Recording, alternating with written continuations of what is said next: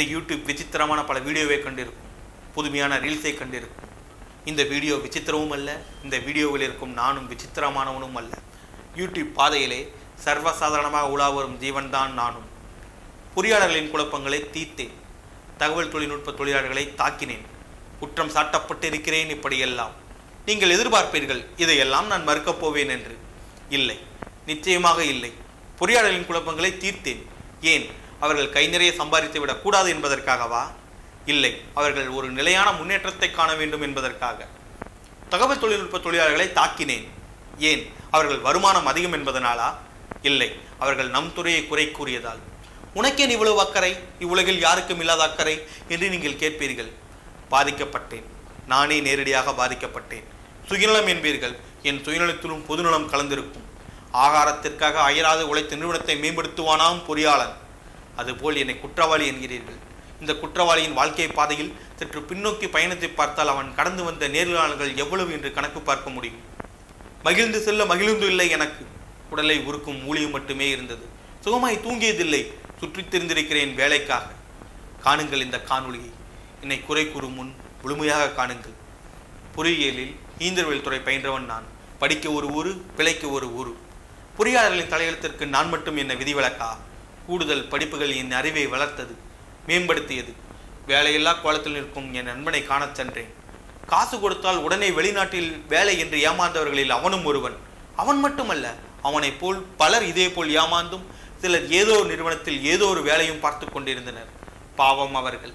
இந்த இயந்திரவியல் துறை பற்றி முழுமையாக அறிந்திடாத பச்சிலம் குழந்தைகள். இதற்கெல்லாம் ஒரு தீர்வு வராதா என்று ஏங்கினேன், கவலைப்பட்டேன், சிந்தித்தேன். சிந்தனைகள் யோசனையை தந்தது. முதல் முறையாக எடுத்தேன் என் கைபேசியை, உருவாக்கினேன் காணொளியை. அந்த காணொளியை வலையொலியில் பதிவேற்றம் செய்தேன். இதன் வாயிலாக பொறியாளர்களுக்கு தொழில் வழி காட்டினேன், தொழில்நுட்ப திறன்களை வளர்த்தேன். வேலை இல்லாமல் சுற்றித்திருந்த என் துறை பொறியாளர்களுக்கு வேலை வாய்ப்பினை அமர்த்தி தந்தேன், இனியும் தருவேன். என்னை பற்றி முழுமையாக அறிந்திடாத சில மூடர்கள் வலையொலியில் எதிர்மறை கருத்துக்களை பதிவேற்றினர்.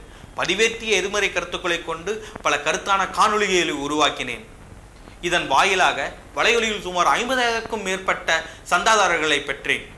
பல பயனுள்ள காணொளியின் விளைவாக சுமார் 1000க்கும் மேற்பட்ட பொறியாளர்களுக்கு பயிற்சிகள் அளித்தேன். வேலையில்லா திண்டாட்டத்தை ஒழிக்க சுமார் 2000க்கும் மேற்பட்ட பொறியாளர்களை உள்நாட்டிலும் வெளிநாட்டிலும் வேலைக்கு அமர்த்தினேன். இதன் மூலம் உற்சாகமாக செயல்பட்ட நான் காணொளியில் பேசினேன், மொழி வாங்கி அவியும் வரை பேசினேன். இவ்வுலகில் உள்ள அனைத்து பொறியாளர்களுக்கும் தகுந்த தரமான வேலை வாய்ப்பு அமையும் வரை, எந்த ஒரு தலைப்பையும் எளிமையும் முழுமையாக கற்றுக்கொள்ளும் வரை, தனக்கு தகுந்த துறையை தானே தேர்ந்தெடுக்கும் வரை ஓயமாட்டேன், வீழமாட்டேன். உங்கள் துணையோடு முனைப்போடு என்றும் உங்களுக்கு வேண்டிய காணொளியை தருவேன், சத்தியமாக தருவேன். நன்றி. எனக்கு புரியல. எவன் சொன்னா மெக்கானிக்கல் படிச்சு மிஷின் ஓட்டுறது மட்டும்தான் வேலையா? Oil and gas and power செக்டர்ல நம்மளுக்கான ஆப்பர்ச்சுனிட்டிஸும் நிறைய இருக்கு, அதுக்கான growth-உம் இருக்கு. இந்த ஃபீல்ட்ல என்டர் ஆகிறதுக்கான ஒரு கோர்ஸ் தான் CQI, சர்டிஃபைட் குவாலிட்டி இன்ஸ்பெக்டர். இந்த CQI கோர்ஸ்ல இண்டஸ்ட்ரியல் ஓரியன்டட் பிராக்டிக்கலான ஒரு ட்ரைனிங் தான் நம்ம MEC-ல கற்றுக் கொடுக்குறோம். 30 நாள் ட்ரைனிங். சும்மா ட்ரைனிங் மட்டும் இல்ல, கையோட வேலையை நீங்க வாங்கிட்டு போயிடலாம். இந்த கோர்ஸை என்ரோல் பண்றதுக்கு, மேலும் நம்மளுடைய மற்ற கோர்ஸை பத்தி நீங்க தெரிஞ்சுக்கிறதுக்கு MECcoimbatore.com விசிட் பண்ணுங்க. எவ்வளவு செலவானாலும் பரவாயில்ல. AutoCAD, SolidWorks, Creo, CATIA, ANSYS, HyperMesh இந்த மாதிரி எல்லா சாஃப்ட்வேரையும் படிச்சு முடிச்சுட்டு ஒரு ஏசி ரூம்ல உட்காந்து கால் மேல கால் போட்டு கை நிறைய சம்பளம் வாங்க போறேன், இப்படி எல்லாம் யோசிச்சுட்டு இருந்தா டிசைன் இன்ஜினியர்லாம் ஆக முடியாது. உங்களுக்கு வெறுமனே சாஃப்ட்வேர் மட்டும் தெரிஞ்சா பத்தவே பத்தாது. Unit conversion, important formula, diamond sense எப்படி மார்க் பண்ணணும், TD&T simple, drawing sheet selection, material selection, technical calculation, important formula, data book reference, reverse engineering, measuring instruments and இதெல்லாம் உங்களுக்கு கற்றுக் கொடுக்க நாங்க வச்சிருக்கிற கோர்ஸ் தான் CDE, சர்டிஃபைட் டிசைன் இன்ஜினியர். முதல்ல சொன்ன ஃபண்டமெண்டலும் சாஃப்ட்வேர்ஸும் உங்களுக்கு கற்றுக் கொடுக்கறதுக்கு 30 days ட்ரைனிங். கண்டிப்பா வேலையோட தான் வெளியே போவீங்க. ஒரு மெக்கானிக்கல் டிசைன் இன்ஜினியரா ஜாப் தேடிட்டு இருக்கீங்களா? அப்ப நீங்க கண்டிப்பா AutoCAD, SolidWorks, Creo, CATIA மாதிரியான சாஃப்ட்வேர் படிச்சிருப்பீங்க. ஆனா இன்னும் வேலை கிடைக்கல அப்படின்னு ஃபீல் பண்றீங்களா? No worries. நம்ம MEC-ல டெப்ட் அட்டெண்ட் பண்ணுங்க, கண்டிப்பா உங்களுக்கு வேலை நிச்சயம். அது என்ன டெப்ட்? Design engineer placement training. அதுதான் டெப்ட். ஆல்ரெடி ஒன்லி சாஃப்ட்வேர் மட்டும் கம்ப்ளீட் பண்ண உங்களுக்கு unit conversions, measuring device handling, drawing sheet selection, material selection, reverse engineering, angle of projection, dimensions எப்படி மார்க் பண்ணணும், technical calculations, sheet metal, mould tool, limits, fit and tolerance, GD&T symbols, 2D to 3D conversion, 3D to 2D conversion, 2D detailing, இந்த மாதிரி இண்டஸ்ட்ரிக்கு தேவையான எல்லா விஷயங்களும் உங்களுக்கு கற்றுக் கொடுத்து வேலையும் வாங்கி கொடுத்தோம்.